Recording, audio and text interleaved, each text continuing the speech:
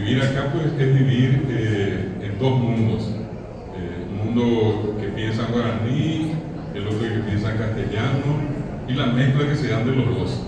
Incluso al punto que muchas veces ya se acuñó la expresión del famoso yopará, en realidad técnicamente es lo que nosotros llamamos también un yejeá, es la mezcla que se produce de palabras en una oración y entra una expresión en castellano, otra en guaraní, que normalmente a una persona no habituada al mundo nuestro, al mundo paraguayo, le cuesta, y voy a decir de esta manera, sangre, sudor y lágrimas entender lo que decimos, ¿verdad?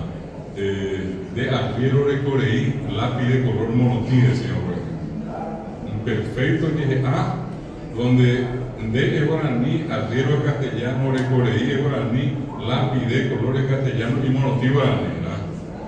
Nosotros sabemos que nos estamos refiriendo a una persona, en este caso un varón, arriero, de coreí inútil y parecido a qué, al lápiz de color blanco. Eso ya cualquiera de los que estamos habituados, que vivimos en Paraguay, que escuchamos esto, sin problema entendemos. Pero esto desmenuzar por parte de una persona que no entiende, insisto, cuesta mucho. Llegamos a un extremo en que sin darnos cuenta, ese yopará, que a veces solamente le queremos endilgar al guaraní, cuando que decimos no hablo guaraní, pero hablo yopará. Yo siempre le digo a la gente, tampoco hablamos castellano, hablamos yopará. Y mis ejemplos clásicos son los de venina, andátena, contálena. Esa terminación na no es castellano. Esa terminación es na es guaraní, eyu, na, ere, na, ehuerajá, na. En el castellano tendría que ser directamente vení, o venga, o ven. Pero acá como que no decimos todo, tenemos que agregarle ese famoso, por favor, que la traducción es lo que se aproxima a na. Na es como decir vení, na, vení por favor. Vení ya es una orden, pero es una orden suavizada por el na, ¿verdad? Y hay veces que damos la orden fuerte, esa que no admite luego posibilidad de evadir, de hacer, dejar de hacer, sino que sí o sí se tiene que cumplir, es con el qué.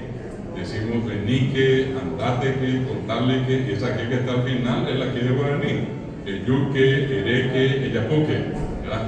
Y eso que es en el castellano yopará. Pero ya, como tenemos casi un hábito de ver solamente el yopará en el guaraní, nos olvidamos de eso. ¿Qué hacemos? Mezclamos las dos y decimos que na, vení que na, llevarle que na a tu mamá, contarle que na, si le encontrás que na es guaraní, el yu que na, el que na, el yapo que na. Recorriendo por allí, ¿cuántas veces habrán escuchado? Si no ustedes mismos, y no es ningún pecado, vivimos acá y hablamos así. El problema ya no es nuestro, el problema es aquel que no nos entiende. Nosotros nos entendemos acá, así que el problema nuestro no es. Yo ni co, yo no sabía, lo, ni siquiera luego. Yo no sabía lo, y el otro le dice yo también. No es también, sino también. Acá nosotros, yo también digo lo. Eso es parte de cómo hablar en paraguayo. Acá no sale esas expresiones así, bien rigurosas, bien académicas. Medía ir. Iré nomás es, iré a tu casa. Y acá medía ir a tu casa. Medía ir a venir, medía venir. Medía, ¿para qué la medía? Medía es una cuestión muy nuestra, así hablamos, ¿verdad?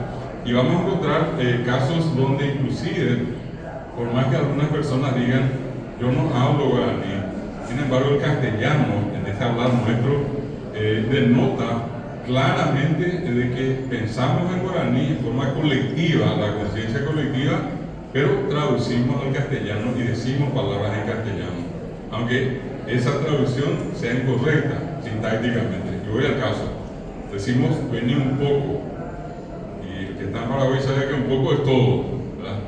El que le digo venir poco, no es que viene hasta la mitad, se quede y le venir el otro poco. El paraguayo entiende que venir poco es venir todo.